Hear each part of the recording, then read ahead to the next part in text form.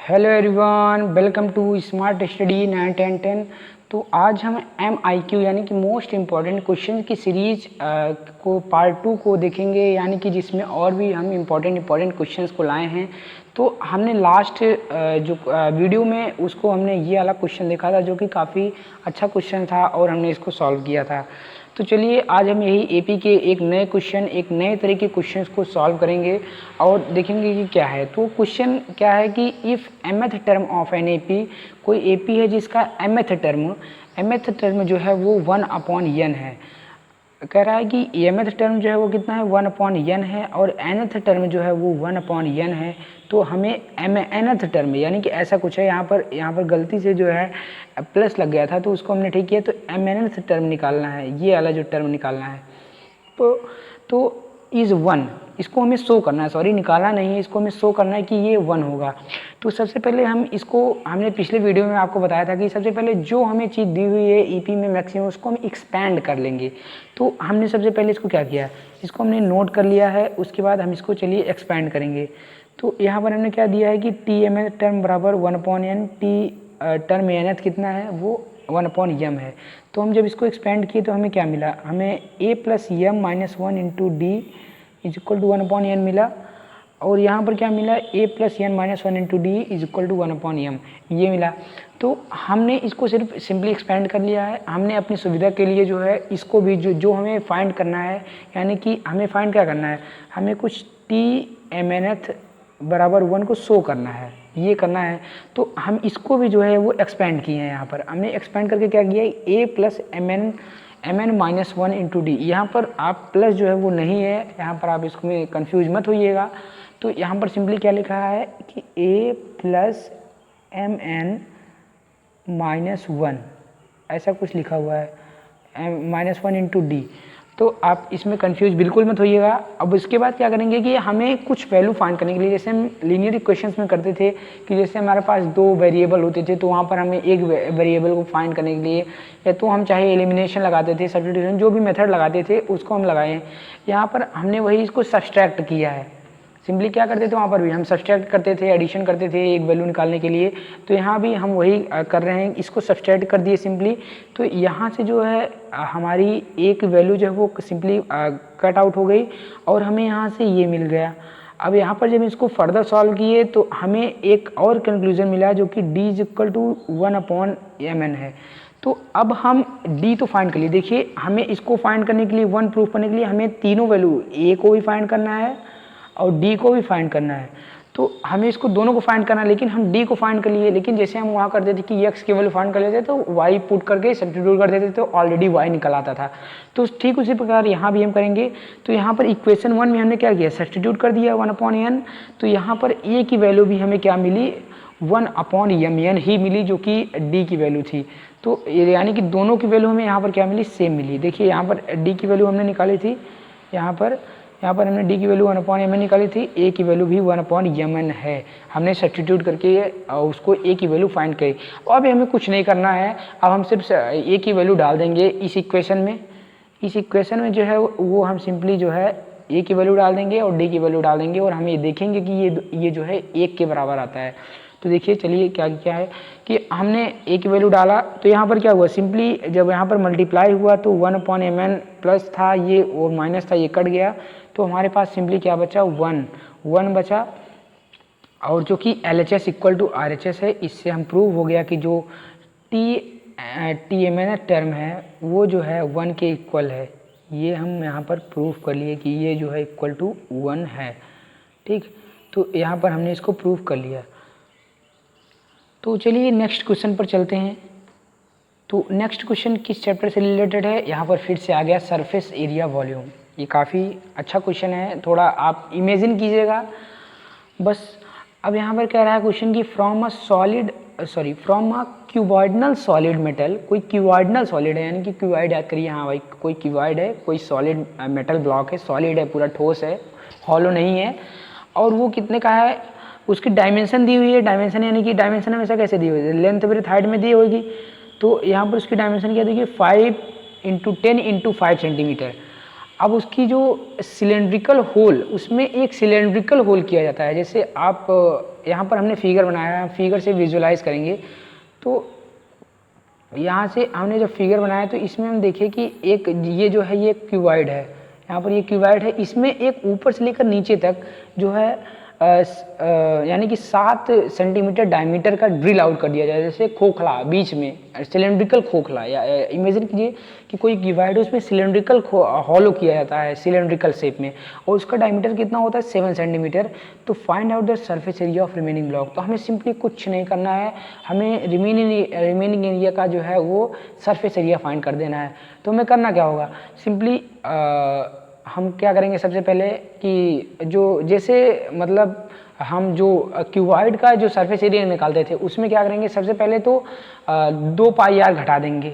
Simply हम ऐसे ही imagine करके जब देखेंगे कि 2 पाई आर घटा देंगे और जो उसका लेटरल सरफेस एरिया होगा वो जोड़ देंगे, बस यही इतना करना है। उसके बाद वैल्यू पुट करके हम इस डायरेक्ट आंसर को फाइंड कर लेंगे। और देखिए हमने यहाँ यही किया भी है।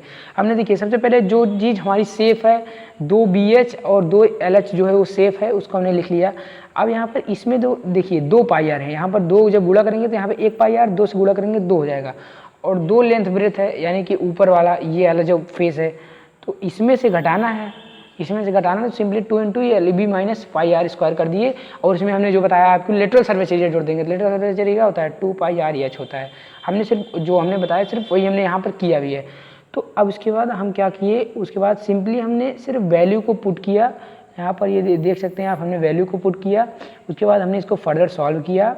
सॉल्व करने के बाद हमें क्या मिला, हमें आंसर मिला 583 सेंटीमीटर स्क्वायर, जो कि हमारा रिक्वायर्ड आंसर होगा। तो यही हमारा क्या होगा, रिक्वायर्ड आंसर होगा 583 सेंटीमीटर स्क्वायर। और ये क्वेश्चन सिंपल था, 2-3 नंबर में पूछ सकते हैं आपसे।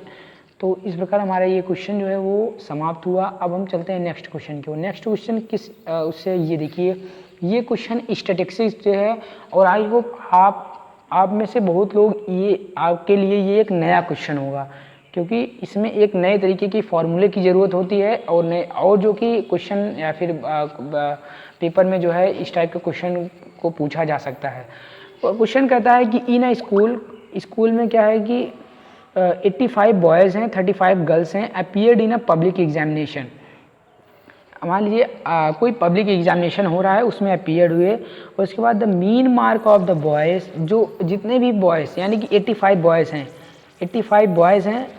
अब 85 बॉयज़ का जो मीन है, मीन फाउंड बी द 40%, यानी कि उसका जो मीन है वो 40% पाया जाता है, whereas mean mark of the girls was 60%, और उनका 60% पाया जाता है, यानी कि गर्ल्स ज़्यादा इम्प्रूव्ड हैं और उनका ज़्यादा नंबर है। तो determine the average mark percent of the school, तो पूरा एवरेज मार्क परसेंट निकालना है। तो हमको इसके लिए बहुत ही इम्पोर्टेंट फार्मूले की ज़रूरत पड़ेगी, जिससे हम 1 मिनट में इस क्वेश्चन को निकाल सकते हैं। तो देखिए हम इसको 2 प्रकार से कर सकते हैं। इसमें जो है 100 में दिया हुआ है तो सीधा परसेंट में ही निकलेगा। अगर हमें कुछ नंबर में फाइंड करना होता तो सबसे पहले हम इसको परसेंट को जो है उसमें कन्वर्ट करते, तब जाकर हम इसको लगाते। लेकिन यहाँ पर क्या है कि सिंपली हमें जो है फार्मूले में वैल्यू जितनी दी हुई है उसको हमें पुट कर देना है बस। तो यहाँ पर क्या है n1 upon xi plus n2 upon x2 upon n1 plus n2, यानी कि जो भी है xi क्या है यहाँ पर बॉयज़ 40% है, और ni क्या है जो नंबर ऑफ ऑब्जर्वेशन, यानी कि यू कैन से जैसे हम करते नहीं कि नंबर ऑफ ऑब्जर्वेशन कितना हुआ, तो 85 बॉयज़ हैं तो 85 नंबर ऑफ ऑब्जर्वेशन होगा, 35 गर्ल्स हैं 35 number of observation, that's it. और उसका मीन क्या होगा, मीन परसेंट में दिया हुआ है, हम परसेंट को नंबर में चेंज कर सकते हैं 40/100 करके, लेकिन हमें यहाँ क्या करना है परसेंट में ही निकालना है, क्योंकि यहाँ देखिए यहाँ पर इस बात का भी ध्यान रखना है कि यहाँ पर एवरेज मार्क परसेंट जो है वो यानी कि एवरेज मार्क जो है वो परसेंटेज में ही निकालना है। अगर हमें नंबर में निकालना होता तो हमें पहले परसेंट को नंबर में कन्वर्ट करना पड़ता, तो उसके बाद हम उसको निकालते। लेकिन यहाँ पर हमें परसेंट में निकालना है तो डायरेक्ट हम सिर्फ अब एवरेज परसेंट जो है उसको हम वैल्यू को यहाँ पर पुट कर दिए हैं सिंपली, और यहाँ पर हमारा जो रिक्वायर्ड परसेंट है वो आ गया है, और वो क्या है 45.83% है। तो आप इस क्वेश्चन को या फिर वीडियो को दोबारा अगर ना समझ में आया हो तो देखिएगा और इसको फॉर्मूले को नोट कर लीजिएगा और क्वेश्चन को एक बार फिर से लगाइएगा, ताकि ये क्वेश्चन अगर पेपर में आए तो आपको किसी प्रकार की कोई प्रॉब्लम ना हो। और ये आई होप ये एक आपके लिए नया क्वेश्चन था, आपको कुछ सीखने को मिला होगा इस क्वेश्चन से। अब चलते हैं नेक्स्ट क्वेश्चन पर। तो ये भी क्वेश्चन स्टैटिस्टिक्स से रिलेटेड है कि the average mark of A B and C is 33। यहाँ पर देखिए हम जो कह रहा है वही करेंगे यहाँ कि a प्लस बी का एवरेज मार्क, एवरेज कैसे निकालते हैं, दो जितने पूरा सम उसके बाद जितना है उसके बाद वहाँ पर 33 कह रहा है ऐसा कुछ। While the average mark of B C D is 37। अब यहाँ पर ऐसे लिखेंगे b, फिर उसके बाद c, फिर d अपॉन 3, उसके बाद ऐसा कुछ 37, ठीक है। अब उसके बाद कह रहा है कि a ऑब्टेन 30 मार्क्स। अगर a यहाँ पर 30 मार्क्स मान लीजिए, यहाँ पर इसकी जगह 30 पुट कर दिए, तो उसके बाद ए ऑप्टेन 30 मार्क, तो find the mark obtain by D. बहुत ही सिंपल सा क्वेश्चन है, आप थोड़ा सा दिमाग लगाएंगे तो हो जाएगा। यहाँ पर सिंपली देखिए हमने जो किया, जो जितनी वैल्यू दी हुई थी उसको हमने लिख लिया सिंपली। यहाँ पर हमने लिखा, यहाँ पर सबसे पहला हमने कंक्लूजन क्या लिखा, ये वाला लिखा, ठीक। यहाँ पर हमने सबसे पहला लिखा कि a प्लस बी का जो वो है एवरेज मार्क जो है वो 33 है, फिर b plus C plus D का जो है वो 37 है, ये लिखा। अब इसको जो है a को सब्स्टिट्यूट कर देंगे इसमें, जो वैल्यू है उसमें कि a प्लस बी यानी कि 33, तो b प्लस सी की वैल्यू में क्या निकली, यहाँ पर 69 निकल गई, यहाँ पर 69 b की वैल्यू निकल गई। अब यहाँ पर b प्लस सी को 69 पुट कर देंगे तो यहाँ पर हमें सिंपली d की वैल्यू जो है वो निकल आएगी। तो यहाँ से जब हम b प्लस सी में, यहाँ पर हमें उन सब की भी कोई ज़रूरत नहीं है, तो यानी कि यहाँ पर हम सिंपली जो है इसको पुट करके निकालिए यहाँ पर d की वैल्यू। अब देखिए जब हमें यहाँ पर b प्लस सी पता चल गया 69 है, तो यहाँ पर 37 इंटू 3 हो जाएगा, 37 इंटू 3 और इंटू जो 69 है माइनस हो जाएगा, तो d की वैल्यू में सिंपली 42 मिल जाएगी। यहाँ से हम यहाँ पर ये d की वैल्यू निकाली है। तो ये भी एक सिंपल था लेकिन एक अलग प्रकार का क्वेश्चन था। स्टैटिस्टिक्स नॉर्मली जो है मीन मीडियन मोड फाइंड करते हैं और पूरा टेबल बनाते हैं, तो वहीं तक आप सॉल्व करते हैं। लेकिन ये जो है एक एप्लीकेशन टाइप में यू कैन से एक अलग प्रकार का क्वेश्चन, लेकिन सिंपल क्वेश्चन था। दोनों क्वेश्चन जो हमने सॉल्व की ये दोनों ऐसे प्रकार के क्वेश्चन थे। अब तीसरा क्वेश्चन भी जो है वो स्टैटिस्टिक्स से है। तो ये क्या कहता है कि ये भी थोड़ा सिंपल क्वेश्चन है।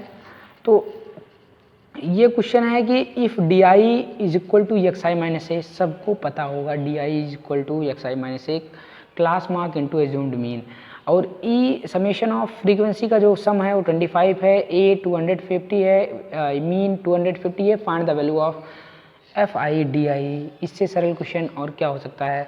तो यहाँ पर लेकिन ऐसे प्रकार के क्वेश्चन भी पूछे जा सकते हैं। तो हमें इसमें सिंपली क्या करना है कि फार्मूला बेस्ड है पूरा एकदम, हमें फार्मूले में कुछ वैल्यू फाइंड करनी है।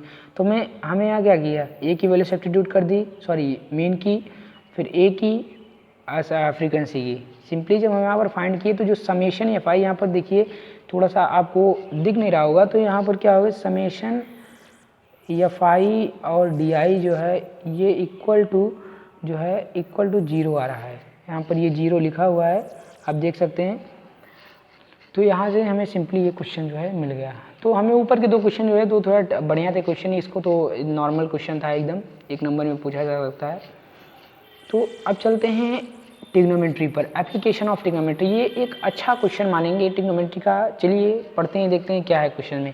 कि 2 पोस्ट हैं, जो कहता है क्वेश्चन में हमें उसका फिगर बनाना है सबसे पहले। इसको इस टाइप के क्वेश्चन या फिर अगर एप्लीकेशन ऑफ ट्रिग्नोमेट्री का कोई भी क्वेश्चन आता है, 2 पोस्ट, ये 1 पोस्ट 2 पोस्ट, ये सॉरी इसकी जो डिस्टेंस है वो कितनी है, k किलोमीटर का पार्ट है, and their height of 1 is double of that. ओ एक की हाइट जो है यानी कि अगर ये x है तो ये कितना होगा 2x होगा, कुछ ऐसा है। If it form the mid point on the, यानी कि अगर यहाँ से कोई मिड पॉइंट है मान लीजिए, अगर तो यहाँ से क्या होगी, अगर ये x होगा तो ये भी x होगा, ऐसा कुछ होगा, और ये मिड पॉइंट है। तो if the mid point of the line segment joining their feet, ये फीट है इसकी जो नीचे वाली, यहाँ पर अगर इसको हम मिटा दें थोड़ा सा, तो ये जो है इसकी फीट है, ठीक, ये इसकी जो है वो फीट है। तो इसकी जो फीट का जो मिड पॉइंट है of the line segment joining their feet, find the angle of elevation of the top to be complementary. तो अगर उसका मतलब एंगल ऑफ एलिवेशन फाइंड करना है, अगर दोनों कम्प्लीमेंट्री है आपस में, then find the height of the year. सबसे पहले इसका जो है हमें एंगल ऑफ एलिवेशन फाइंड करना है, और ये दोनों एंगल जो है वो कम्प्लीमेंट्री हैं आपस में। अगर ये थीटा होगा तो ये 90 माइनस थीटा होगा, कुछ ऐसी एनालॉजी बनेगी। देखिए अभी हम क्वेश्चन में सॉल्व करेंगे एकदम क्लियरली, एकदम साफ साफ। अब उसके बाद इसकी हाइट भी फाइंड करनी है शॉर्टेस्ट पोर्ट की, जो यक्स की, यानी कि शॉर्टेस्ट पोर्ट यानी कि यक्स की वैल्यू में फाइंड करनी है, बस दैट्स इट। तो हम देखिए कैसे करते हैं। सबसे पहले हमें कम्प्लीमेंट्री दिया हुआ है, तो अल्फा प्लस बीटा जो भी है एंगल ऑफ एलिवेशन होगा, या फिर यू कैन से अल्फा बराबर 90 माइनस बीटा, कुछ ऐसा लिख सकते हैं। तो यहाँ पर हमें इस पर ज़्यादा ध्यान नहीं देना है, क्योंकि हमें सिंपली कॉम्प्लीमेंट्री पता है क्या होगा। सबसे पहले हमें फिगर पर ध्यान देना है। फिगर हमें क्या कहता है, सबसे पहले फिगर दिए, एक पोल यक्स है, 2x माने k किलोमीटर अपार्ट है, k/2 हो जाएगा, k/2 हो जाएगा सिंपली, क्योंकि आधा आधा है। अब ये दोनों कम्प्लीमेंट्री, यानी कि अगर ये बीटा होगा तो ये क्या होगा, 90 माइनस बीटा होगा, सिंपली दैट्स इट। अब ये जो है आपस में कम्प्लीमेंट्री हैं, तो यहाँ पर हम सबसे पहले क्या लगाएंगे, tan 90 plus beta. tan 90 plus beta निकालेंगे तो क्या होगा, tan 90 प्लस बीटा निकालेंगे तो हमें कुछ इस प्रकार का जो है वो मिलेगा, tan 90 plus beta 2x upon, यहाँ पर ये ध्यान दीजिएगा, यहाँ पर 2x अपॉन जो है वो k/2 है, यानी कि ये 90 माइनस बीटा है, ये 2x हो जाएगा, ये k/2 हो जाएगा। अब हम यहाँ cot बीटा निकालेंगे। ऐसा हम इसलिए कर रहे हैं क्योंकि हमें यहाँ पर जो है x की वैल्यू फाइंड करनी है। तो जब हम tan 90 माइनस बीटा और cot बीटा, जो हमने ट्रिग्नोमेट्री जब बेसिक पढ़ी थी, तो वहाँ पर हमने पढ़ा दो अगर ऐसे अपोजिट होंगे तो उसका जो मल्टीप्लिकेशन होगा वो कितना आता है, 1 आता है। तो हम सिंपली cot बीटा निकाले, तो cot बीटा कितना आया, 4x अपॉन k आया, ठीक। अब यहाँ पर tan बीटा देखिए, हम cot बीटा क्या होता है, tan 90 माइनस बीटा होता है। हमने उसकी बात कही कि हाँ cot बीटा क्या आया कि 4x अपॉन k आया, tan 90 minus beta is equal to cot beta, हमने पढ़ा है ऐसा। अब tan बीटा निकालेंगे यहाँ से, ये tan बीटा तो x अपॉन k/2 आ जाएगा, तो सिंपली 2x अपॉन k आएगा। अब हम इन दोनों का क्या कर रहे हैं, यहाँ पर इन दोनों का हम मल्टीप्लिकेशन कर रहे हैं। तो यहाँ पर हम इन दोनों का मल्टीप्लिकेशन कर रहे हैं, इस बात को आप ज़रूर ध्यान दीजिएगा। मल्टीप्लिकेशन करने के बाद 1 आया, इसका मल्टीप्लाई हमने आपको बताया, या फिर बेसिक ऑफ ट्रिग्नोमेट्री में आपने पढ़ चुका है कि मल्टीप्लाई करने के बाद 1 ही आता है, tan या cot, या फिर इसका अपोजिट जैसे साइन कोसाइन ऐसा जो भी हो, तो उसका जो अपोजिट वाला आता है, जैसे कि tan का cot ये भी 1 आएगा, और जिसका जस्ट अपोजिट जैसे tan थीटा, फिर tan 90 माइनस थीटा, जैसे tan 90 minus theta cos theta जो भी हो, उसका जो अपोजिट अगर मल्टीप्लाई करते हैं तो उसका क्या आता है, 1 आता है। तो सिंपली हम इसको मल्टीप्लाई करने के बाद जब हम इसको सॉल्व करेंगे तो फर्दर हमें यहाँ पर क्या मिला कि x की वैल्यू क्या मिली, k/2√2। यहाँ हम इसको रेशनलाइज करके और भी सिंप्लीफाई करके लिख सकते हैं, लेकिन इतना काफ़ी है। तो हम यहाँ पर अपने रिक्वायर्ड आंसर पर पहुँच गए। तो हमें क्या निकालना था, इसका जो वो निकालना था, सिंपली हम निकाल लिए x की वैल्यू शॉर्टेस्ट टावर की, या फिर जो भी हो फुट की, उसकी जो डिस्टेंस निकाली थी या फिर हाइट निकालनी थी वही निकाली। Find the height of the shortest port.